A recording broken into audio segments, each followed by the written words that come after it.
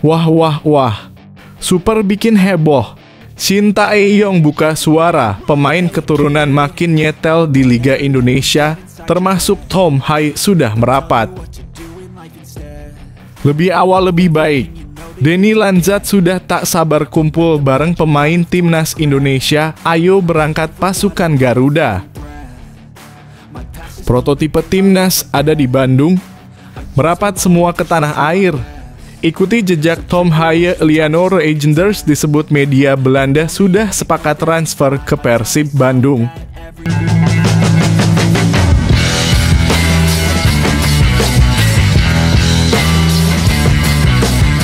Sebelum kita lanjut ke berita terlengkapnya, alangkah mulianya bagi kalian untuk tekan tombol like dan yang belum subscribe, tolong subscribe channel ini. Wah wah wah, super bikin heboh.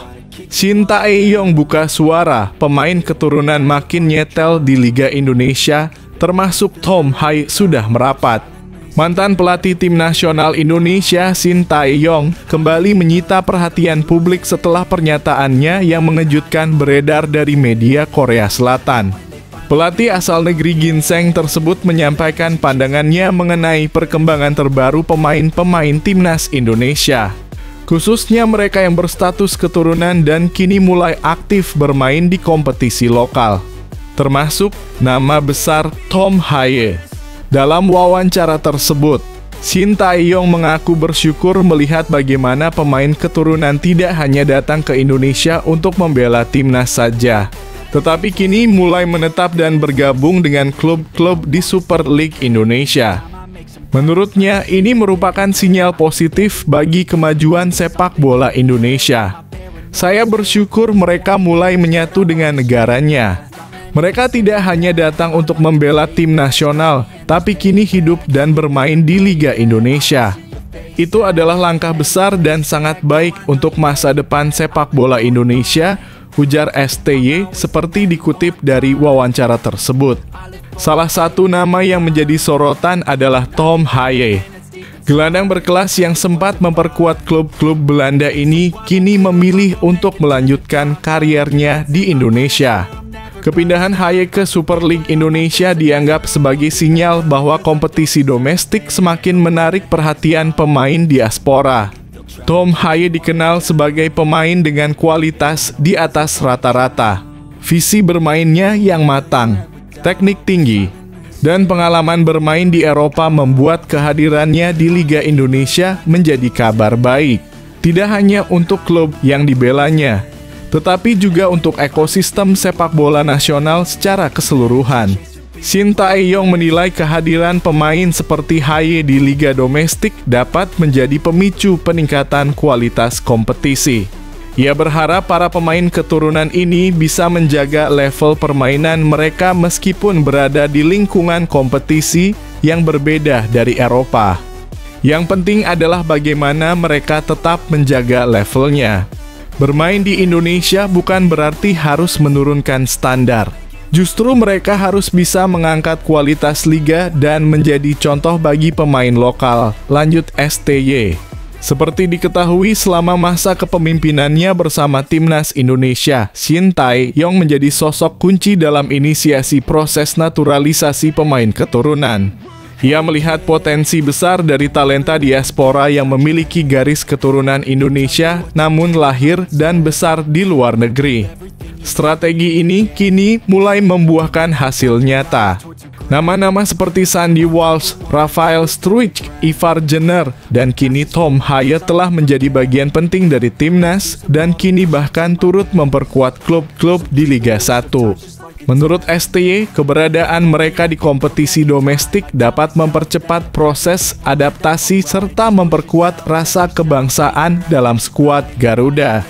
Tak hanya dari sisi tim nasional, STY juga menyoroti peningkatan dari segi kompetisi. Ia menyebut bahwa Super League Indonesia kini mulai menunjukkan progres. Masuknya pemain-pemain dengan latar belakang Eropa menjadi nilai tambah yang penting. Kompetisi yang dulu kerap dinilai kurang kompetitif, kini mulai memperlihatkan sisi profesionalisme yang meningkat. Kalau mereka bisa membantu meningkatkan kualitas liga, maka tim nasional akan ikut terangkat. Lingkungan kompetitif yang sehat akan mendorong perkembangan pemain muda juga, ucap STY. Meskipun tak lagi menjabat sebagai pelatih kepala timnas, perhatian Shin Tae-yong terhadap perkembangan sepak bola Indonesia tetap tinggi. Ia berharap langkah para pemain keturunan ini menjadi contoh nyata bahwa Indonesia punya daya tarik dan potensi besar untuk menjadi rumah bagi talenta diaspora. Saya harap mereka terus menjaga dedikasi dan profesionalisme. Bermain di Indonesia bukan akhir perjalanan, tapi bagian penting dari misi besar untuk membangun sepak bola nasional yang kuat, tutupnya. Pernyataan Shin Tae-yong ini tentu menjadi bahan renungan, baik bagi federasi, klub, hingga supporter. Ada harapan besar yang dibawa oleh para pemain keturunan, dan kini saatnya semua pihak berperan aktif dalam menjaga serta mengembangkan potensi yang sudah mulai terbentuk. Dengan semakin banyaknya pemain berkualitas yang bersedia membela klub-klub lokal, masa depan sepak bola Indonesia terlihat semakin cerah. Yang dibutuhkan kini adalah konsistensi, komitmen, dan kerjasama semua elemen demi menjaga momentum emas ini.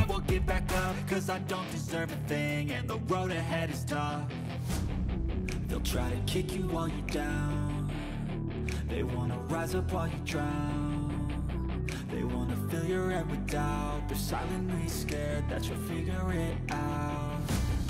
I'll make it look like I'm losing. Won't bother hiding my bruises. And when they finally think you're wounded, then it's your chance to be ruthless. Lebih awal lebih baik. Denny Lanzat sudah tak sabar kumpul bareng pemain timnas Indonesia. Ayo berangkat pasukan Garuda. Denny Lanzat sudah tidak sabar untuk berkumpul bareng timnas Indonesia. Asisten pelatih timnas Indonesia itu memberi pesan khusus untuk J. Itzes CS. Denny membagikan momen kebersamaan dengan skuad Garuda di akun Instagram pribadinya dalam kurung @denny_lanzaat. Dia sudah mengajak para pemain untuk berkumpul. 1. Sudah tak sabar kumpul. Dalam unggahan tersebut, Lanzaat menjadi pemimpin saat menyanyikan sebuah lagu. Terlihat juga Ketua Umum PSSI Erick Thohir serta pelatih timnas Indonesia Patrick Kluivert dalam momen kebersamaan tersebut. Para pemain timnas Indonesia serta jajaran staf kepelatihan juga hadir dalam momen hangat itu. Lanzaat tampak rindu dan tidak sabar berkumpul bareng timnas Indonesia lagi. Ayo berangkat, tulis Lanzaat dalam unggahannya dikutip pada Kamis dalam kurung 28 Agustus 2025. 2. Timnas Indonesia segera berlaga dalam waktu dekat. Timnas Indonesia memang akan berkumpul untuk FIFA Matchday September 2025. Di agenda tersebut, skuad Garuda akan menghadapi 2 pertandingan uji coba. Mulanya, Kuwait dan Lebanon akan menjadi lawan dalam laga tersebut. Namun, Kuwait belakangan mengundurkan diri karena permasalahan internal di tim nasionalnya. PSSI pun bergerak cepat untuk mencari pengganti Kuwait. Sementara pertandingan melawan Lebanon masih sesuai jadwal yang sudah ditentukan. Laga tersebut akan berlangsung di Stadion Gelora Bung Tomo dalam kurung GBT, Surabaya, Jawa Timur pada 8 September 2025. Adapun 2 pertandingan ini nantinya menjadi persiapan timnas Indonesia sebelum mentas di putaran 4 kualifikasi Piala Dunia 2026 zona Asia. Skuad Garuda diketahui akan tergabung dengan Arab Saudi dan Irak di grup B. Fase putaran 4 akan berlangsung di Arab Saudi pada 8-14 Oktober 2025. Timnas Indonesia harus menjadi juara grup andai ingin lolos langsung ke Piala Dunia 2026. Sementara runner-up akan diadu untuk mewakili Asia di babak play-off antar benua.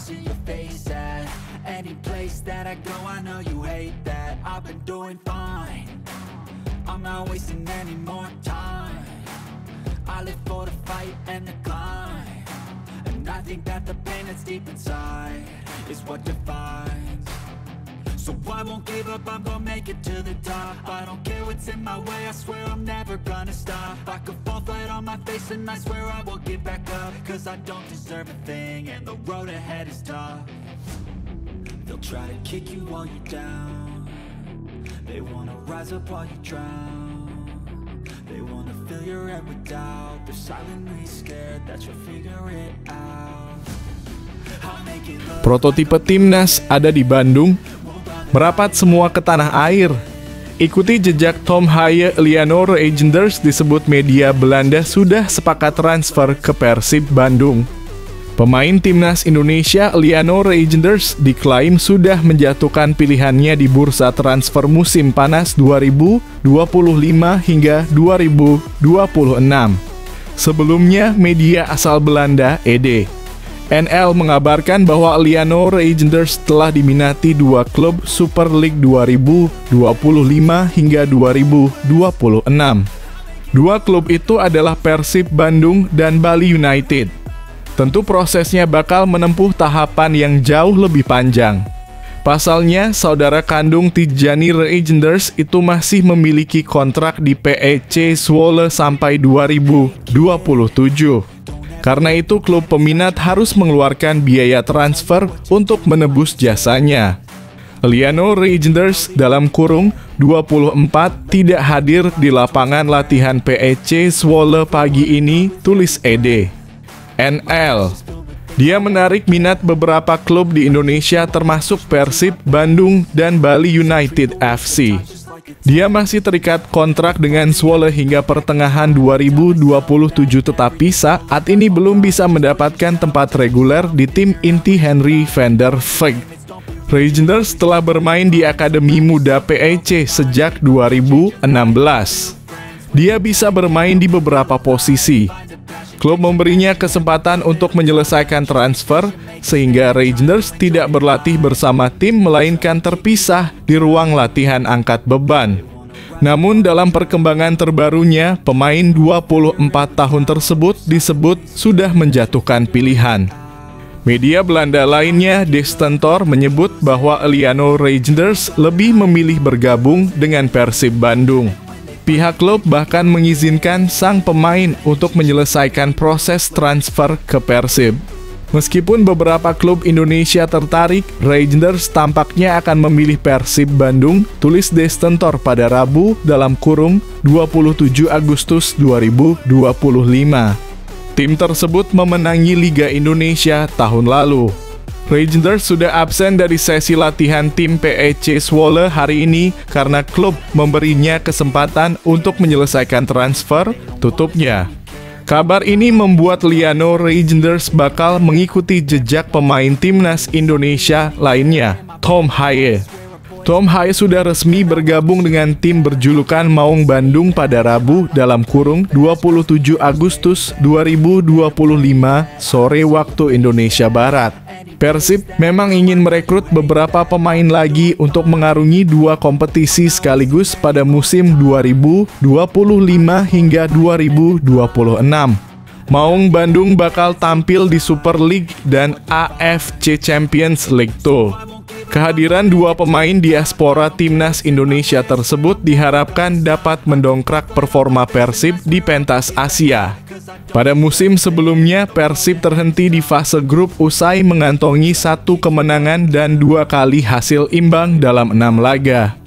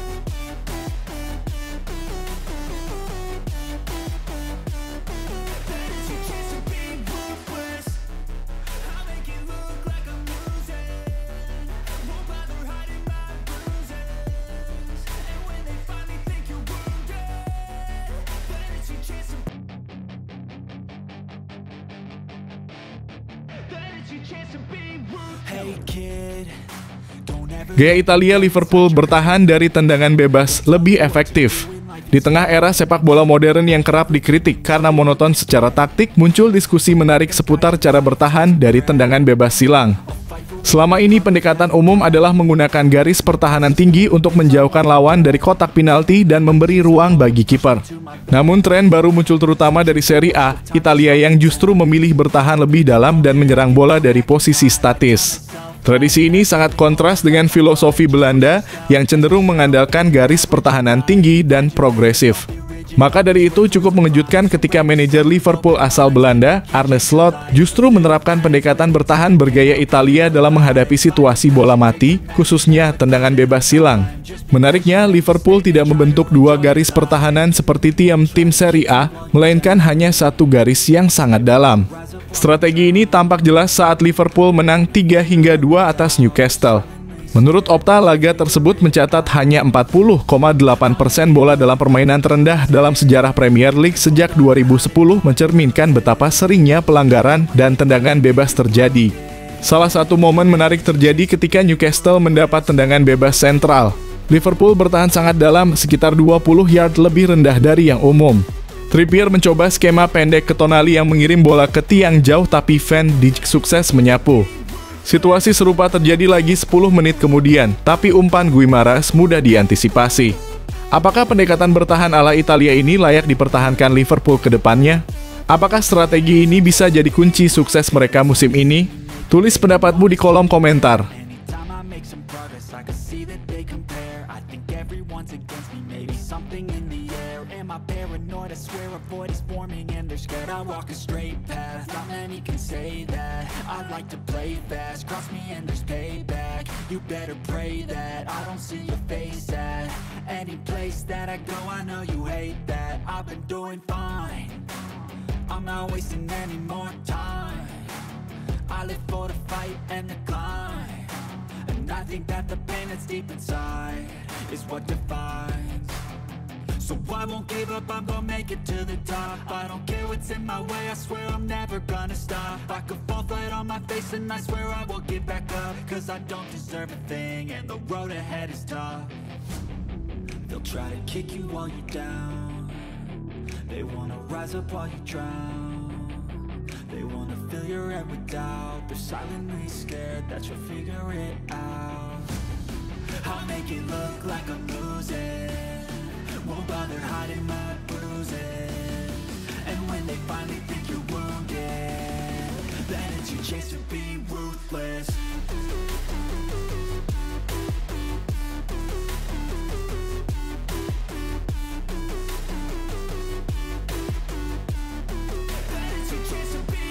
Dipepet Manchester City, Mark Guehi maunya gabung Liverpool. Manchester City tampaknya harus bersiap gigit jari dalam perburuan Mark Guehi. Bek tangguh milik Crystal Palace itu dikabarkan lebih condong untuk bergabung dengan Liverpool di bursa transfer musim panas ini. Meski diminati oleh sejumlah klub top Eropa berkat performanya yang solid di lini belakang The Eagles, City diketahui menjadikan Guehi sebagai target utama untuk menggantikan Manuel Akanji dan Nathan Ake yang dikabarkan akan hengkang dalam waktu dekat. Namun menurut laporan dari jurnalis terpercaya Fabrizio Romano, prioritas sang bek saat ini adalah merapat ke Anfield. Guehi dikabarkan tertarik dengan proyek yang tengah dibangun oleh pelatih anyar Liverpool, Arne Slot. Selain itu, ia merasa peluang bermain reguler di Liverpool lebih terbuka ketimbang di skuad padat milik Pep Guardiola. Meski begitu, harapan Manchester City belum sepenuhnya pupus. Hingga kini, Liverpool masih dalam tahap negosiasi dengan Crystal Palace terkait mahar transfer. Kedua klub belum mencapai kesepakatan soal nilai yang diinginkan The Eagles. Jika City mampu memenuhi permintaan Palace lebih dulu, bukan tidak mungkin mereka bisa membajak transfer ini dan menjadikan Guehi sebagai bagian dari lini pertahanan Etihad. Bagaimana menurut Anda? Apakah Liverpool menjadi pilihan tepat bagi Mark Guehi atau justru City lebih cocok untuk perkembangannya? Yuk, tulis pendapat Anda di kolom komentar. They wanna rise up while you drown, they wanna fill your head with doubt, they're silently scared that you'll figure it out. I'll make it look like I'm losing, won't bother hiding my bruises. And when they finally think you're wounded, then it's is your chance to be ruthless.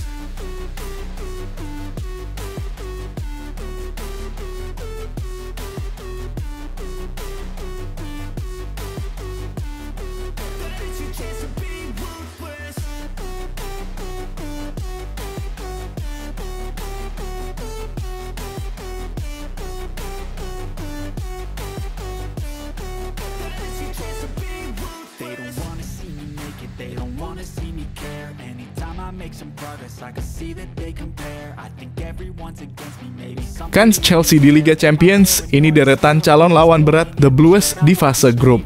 Chelsea akhirnya kembali ke pentas utama sepak bola Eropa. Setelah absen musim lalu, Liga Champions 2025/26 siap menghadirkan kembali atmosfer Stamford Bridge di ajang paling bergengsi antar klub. The Blues datang dengan modal kuat 2 trofi Liga Champions, 2 gelar Liga Eropa, serta tambahan terbaru berupa kemenangan di UEFA Conference League pada Mei lalu. Tak hanya itu, pasukan Enzo Maresca juga baru saja menumbangkan sang juara Eropa dalam final Piala Dunia antar klub, prestasi yang mengangkat koefisien UEFA mereka dan menempatkan Chelsea di pot 1 untuk undian fase Liga yang digelar Kamis 28 malam. Dengan format baru Liga Champions yang menampilkan 36 tim dan 8 pertandingan per klub, dalam kurung 4 kandang 4 tandang, lawan tangguh pun menanti. Karena aturan melarang pertemuan sesama klub dari negara yang sama di fase ini, Chelsea tidak akan menghadapi Liverpool, Manchester City, Arsenal, Spurs, atau Newcastle. Namun, bukan berarti jalan mulus. Dari pot 1, Chelsea bisa bersua raksasa seperti Paris Saint-Germain, Real Madrid, Bayern Munich, Inter Milan, Borussia Dortmund, atau Barcelona, nama-nama besar yang bisa membuat kompetisi musim ini terasa lebih panas. Pot 2 menghadirkan ancaman dari Atletico Madrid, Villarreal, Juventus, Bayer Leverkusen, hingga Atalanta. Sementara itu, pot 3 menyimpan potensi nostalgia dan tantangan lewat Napoli yang kini dilatih mantan manajer The Blues, Antonio Conte. Bagaimana peluang Chelsea di tengah persaingan ketat ini? Apakah mereka siap bersaing hingga ke fase gugur atau akan kembali tersandung? Beri pendapatmu di kolom komentar dan mari bahas bersama. Hey kid, don't ever let them get inside your head. They'll tell you what to do in life instead of everything you know that you could get. Don't let them guide your life towards regret. I'll fight for what I love with every breath. My past is filled with things I won't forget. I use them all to push me to my best. So treat the worst of times just like a test. If only I could go back in time, I'd tell myself that everything will end up alright. Just push yourself, test yourself, figure out what you like, and find your limits, don't be rigid, always work towards a prime. Surround yourself with open minds, people can change your life. A few friends with intent can help you feel alive. Find a passion, take some action, and with a little time, just be patient, make a statement, try to enjoy your life. They'll try to kick you while you're down. They wanna rise up while you drown. They wanna fill your head with doubt. They're silently scared. Amorim, Manchester United belum siap bersaing di Eropa. Pelatih Manchester United, Ruben Amorim, secara jujur mengakui bahwa timnya belum cukup siap untuk bersaing di level Eropa, khususnya di Liga Champions. Kegagalan finish di 4 besar Premier League dan kekalahan dari Tottenham Hotspur di final Liga Eropa membuat United harus absen dari kompetisi elite musim ini. Kami belum siap bermain di Eropa, itu yang saya rasakan, ujar Amorim dalam konferensi pers jelang laga Piala Liga kontra Grimsby Town, Rabu dalam kurung 28 Agustus 2025. Menurut Amorim, untuk bisa tampil konsisten di Premier League sekaligus bersaing di Liga Champions, dibutuhkan waktu dan proses membangun fondasi permainan yang solid. Ia menekankan pentingnya kesabaran dalam membentuk karakter tim. Awal musim setan merah pun belum memuaskan. Setelah kalah 0-1 dari Arsenal di Old Trafford, mereka hanya bermain imbang 1-1 melawan Fulham. Amorim menyebut sikap bertahan yang berlebihan menjadi salah satu penyebab kegagalan meraih kemenangan. Tak hanya bicara soal performa, Amorim juga membawa kabar positif terkait pemulihan Nosair Mazraoui yang sempat cedera. Mungkin minggu depan dia bisa kembali. Kami pastikan dia pulih sepenuhnya agar tidak cedera lagi, ujarnya. Bagaimana menurut Anda? Apakah pernyataan Ruben Amorim menunjukkan langkah realistis atau justru sinyal kekhawatiran soal masa depan United? Tulis komentar Anda dan mari berdiskusi.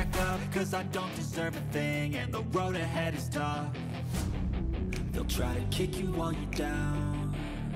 They wanna rise up while you drown. They wanna fill your head with doubt. They're silently scared that you'll figure it out.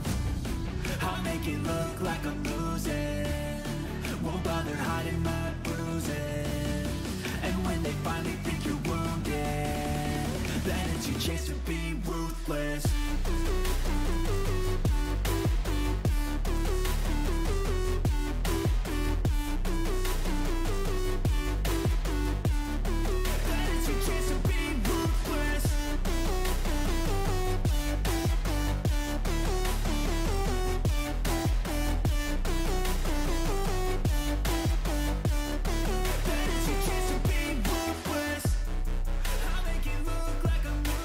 Umpan akurat debut gemilang, dan Huijsen langsung tampil menggila di lini belakang Real Madrid.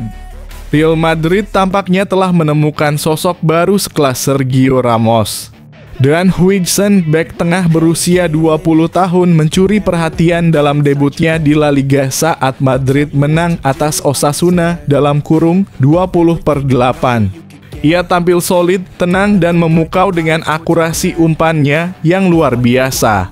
Dilansir Marca, Huijsen mencatatkan 15 percobaan umpan panjang dengan akurasi di atas 85%, rekor tertinggi untuk seorang bek tengah dalam sejarah Real Madrid di La Liga. Data dari SofaScore bahkan mencatat akurasi umpannya mencapai 94,1%, melewati rekor Sergio Ramos dalam kurung 88,2% versus Leganes 2018. Tak cuma statistik, gaya bermain Huijsen menunjukkan kematangan luar biasa, tenang saat menguasai bola, cerdas saat membangun serangan, dan punya visi memecah lini lawan lewat umpan silang tajam. Pengalamannya bersama Juventus dan Bournemouth tampak jelas berpengaruh pada performanya. Lewat Instagram, Huijsen menulis debut La Liga, kemenangan pertama di Bernabeu. Tapi ini baru permulaan. Menurut kamu, apakah Huijsen layak jadi bek masa depan Real Madrid? Yuk, tulis pendapatmu di kolom komentar.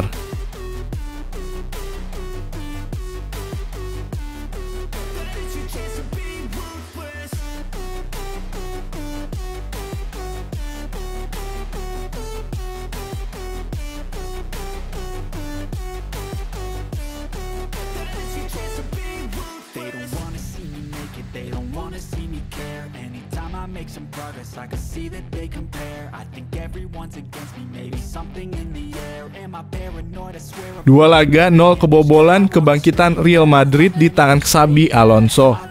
Awal yang sempurna bagi Real Madrid bersama Xabi Alonso.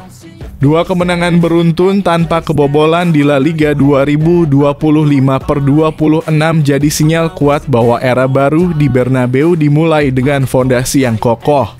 Debut Alonso di kandang ditandai kemenangan tipis 1-0 atas Osasuna, lalu disusul kemenangan meyakinkan 3-0 di kandang Oviedo.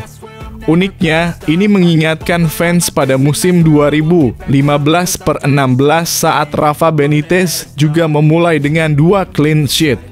Perubahan mencolok terlihat di lini belakang. Madrid tampil lebih rapi, kolektif, dan disiplin. Strategi pressing tinggi Alonso membuat lawan kesulitan membangun serangan. Courtois pun nyaris tak bekerja keras saat lawan Oviedo hanya mencatat 1 peluang berbahaya, dan Osasuna bahkan tak menciptakan satupun tembakan ke arah gawang. Jika tren ini berlanjut, Alonso bisa menyamai atau bahkan melampaui rekor defensif Benitez. Apakah ini pertanda Madrid akan jadi kekuatan yang menakutkan musim ini?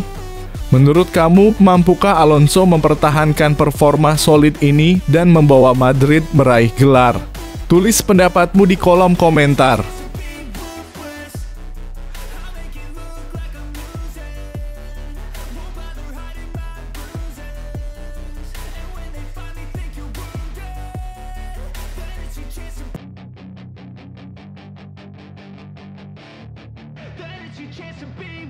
Hey kid, don't ever let them get inside your head. They'll tell you what to do in life instead of everything you know that you could get. Don't let them guide your life towards regret. I'll fight for what I love with every breath. My past is filled with things I won't forget. I use them all to push me to my best. So treat the worst of times just like a test. If only I could go back in time, I'd tell myself that everything will end up alright. Just push yourself, test yourself, figure out what you like and find your Real Madrid fokus latihan fisik dan taktik jelang hadapi Mallorca, siap pertahankan tren positif. Setelah kemenangan meyakinkan atas Real Oviedo, Real Madrid langsung tancap gas dalam sesi latihan awal pekan ini di Real Madrid City. Persiapan ini ditujukan untuk laga ketiga La Liga 2025/26 menghadapi Mallorca di Santiago Bernabeu Sabtu (30/8) malam waktu setempat. Latihan dimulai dengan sesi fisik di gym termasuk peregangan, elastisitas, dan daya tahan tubuh. Lalu tim mengikuti analisis video untuk evaluasi taktik dari laga sebelumnya. Di lapangan, para pemain berlatih umpan cepat, distribusi bola, dan penyelesaian akhir, ditutup dengan permainan intensitas tinggi di ruang sempit. Beberapa pemain kunci seperti Bellingham, Camavinga, Endrich, dan Mendy masih dalam pemulihan cedera. Tim medis terus memantau agar mereka bisa segera comeback. Laga melawan Mallorca akan jadi ujian penting bagi skuad Xabi Alonso untuk menjaga start sempurna. Dukungan dari fans Bernabeu diyakini bisa jadi motivasi ekstra. Menurut kamu, mampukah Real Madrid menjaga momentum dan kembali tampil dominan? Tulis pendapatmu di kolom komentar.